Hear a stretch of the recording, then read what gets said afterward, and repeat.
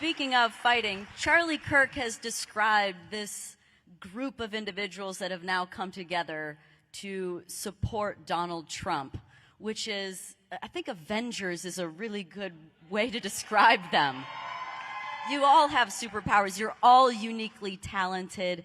It's truly impressive. Why do you think that so many unique individuals, of course, including many that have been Democrats, both of you are those people? Why have all of you come to support Donald Trump? You know, pretty simply, we could go into, the story about why I left the Democrat Party, but over 20 years ago when I joined the Democrat Party, it was once that big open tent party that celebrated free speech, that stood up and defended civil liberties and civil rights. It was a party that welcomed people from all different backgrounds and recognized we can have agreements and disagreements on issues, but as we come together around our core principles in the Constitution and fighting for working people across our country, defending free speech, standing up for peace and prosperity for all Americans, those were the core ideals. But you fast forward to where we are today, and the Democrat Party, unfortunately, is completely unrecognizable. And so when we look at, speaking for myself, why I've endorsed President Trump in this election and why I will do everything I can over these next 44 days to encourage others to vote for Donald Trump, because really when we look at what is at stake, it is nothing short of our ability as Americans, regardless of political affiliation, to truly live and thrive in a free, peaceful, and prosperous nation.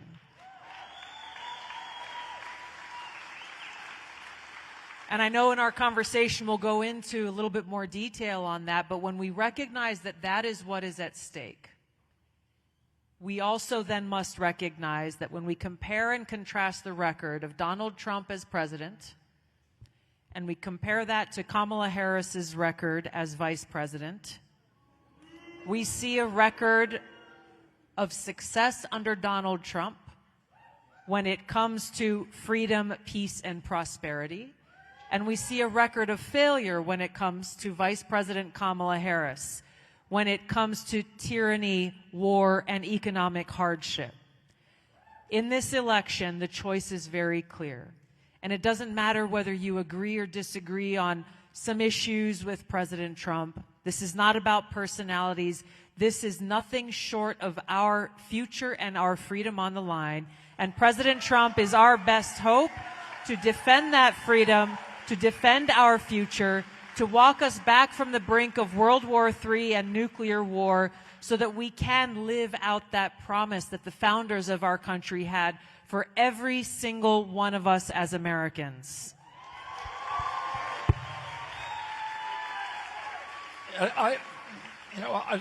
Tulsi and I followed the same evolution. She got awake a little faster than I did. And I would add Elon Musk and so many other people to this list. Do you mind, Bobby? How many former Democrats or independents, libertarians we got here in the room tonight? Awesome. Thank you. So you know what we're talking about. In the Democratic Party that we were raised in, the Democratic Party of John Kennedy or Robert F. Kennedy doesn't exist anymore. The Democratic Party that I grew up in was the party of peace. It was against war. My father died running against the Vietnam War. My uncle spent 1,000 days in office fighting against his military-industrial complex, his intelligence apparatus to keep our country out of war. It was the party of constitutional rights, of civil rights, including, especially, beginning with freedom of speech. It's now the party of censorship, and it's the party of war. And, Kamala Harris said in this extraordinary speech, as she did in front of the Democratic Convention, which was filled with this pugnacious belligerence, this promise to make America the dominating military power in the world. And this is what's gotten us all into all the trouble. Before her, immediately before she went on, we had an ex-CIA director, Leon Panetta, speak at the Democratic Convention. This is not the Democratic Party that I grew up with. I would never do that. It was all kinds of military generals speaking at that convention. The Democratic Party in recent days, including Vice President Harris, has touted the endorsements of Dick Cheney and John Bolton and 225 other neocons who have endorsed Harris against Trump. Well, those people are the people who brought us the Patriot Act. They brought us the surveillance state. They brought us the censorship state. They brought us the torture regimen, the extraordinary renditions. They brought us the Iraq War, the biggest foreign policy debacle in the history of our country. They have not. Dick Cheney has not changed his minds about those policies. None of them have. They still believe that those were all good things for our country. So when they endorse the Democratic Party, it's not because they've changed. It's because the Democratic Party has changed radically.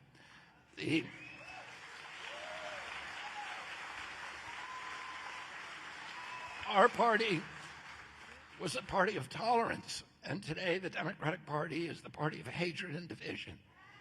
And, you know, I have many, many old friends. Most of my old friends are Democrats.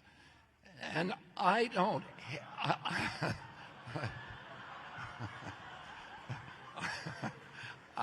hate them because they're supporting Harris. I think they're wrong.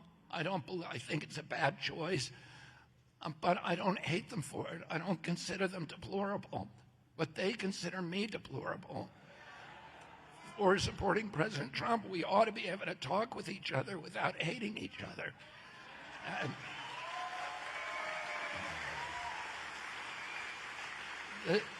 the Democratic Party prided itself on being able to win debates and to be able to have conversations with journalists and enunciate a vision and defend their records. And now we have a Democratic Party candidate who won't go to unscripted interviews, who cannot explain her policies. And, you know, I like what Tulsi said about, if you want to know the difference between the Democratic Party and the MAGA movement, look at the state of California, the state that I live in now. This is a state that has the highest homeless rate. Half the homeless people in our country live in California. To me, the greatest city in our country was San Francisco, and today it's a ruin. It is the state with the second worst education. It was the top education system in the country. Now it's 49th out of 50th. There's 1 million people a year in California who are leaving the state. They have run out of U-Haul trucks.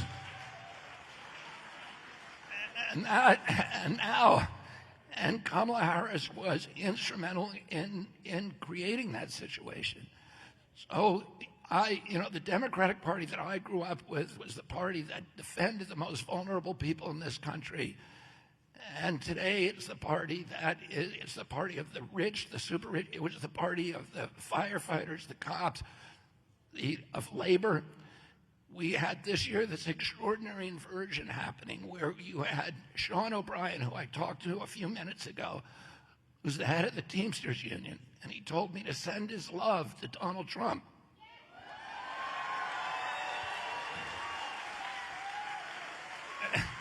And while they had military leaders and CIA leaders talking at the Democratic convention, you had Sean O'Brien, the head of the Teamsters Union, talking at the Republican convention.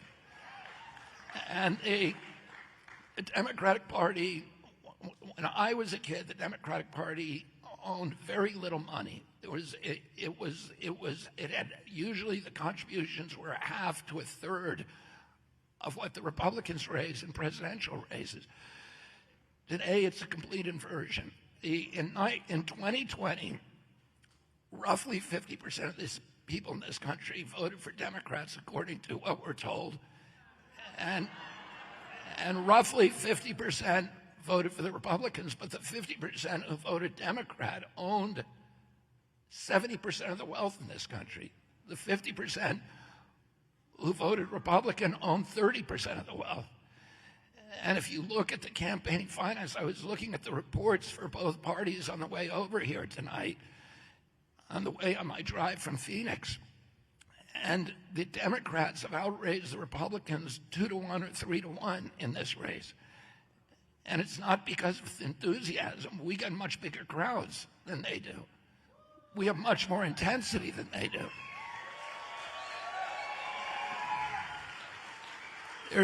There are none of the surrogates for Vice President Harris who can put together a crowd like this, a standing room only crowd with 3,000 RSVPs. We got to this event. They can't do that. What they have is money. And this is the opposite. This has become the party of the working class, of the working poor, of Main Street, of small business people. Kamala Harris's brother-in-law, who is her campaign manager or finance director, has taken leave of being the general counsel for Uber, one of the most anti-union, anti-labor organizations in this country. They are on the side of big tech and the intelligence agencies, because they are all linked. And I'm scared of those people running our country. That terrifies me. We were the party of peace. Now the Democratic Party is the party of war. They're the party that gave us Ukraine. They're the party now that is threatening to put missiles into Russia, to the Kremlin, to mainland Russia, and start World War III. My uncle did everything in his power to avert a conflict with Russia, including doing something nobody ever did, but to have direct contact with Khrushchev. They exchanged 26 personal letters. My uncle put a hotline in the White House so he could talk directly to Khrushchev. In the White House today, nobody's talking to Putin. Nobody's talking to the Russians. Nobody's listening to what they're saying about the red lines that we are creating. And it's really, they've brought us now to the brink of nuclear war. We're closer to nuclear war than any time that we've been since 1962. And it's terrifying for me, the leadership in the White House. If there is a nuclear exchange, 5 billion people will die. A full-blown nuclear exchange with Russia and China would be over. The World War III would be over in 73 minutes, and 5 billion people around the world would die. And, all of the worries about climate and everything else are dwarfed by the worries of nuclear war. And they have us right at the brink. So it's a different party, and we've had this extraordinary inversion now, and this is now the party of the values that I cherish.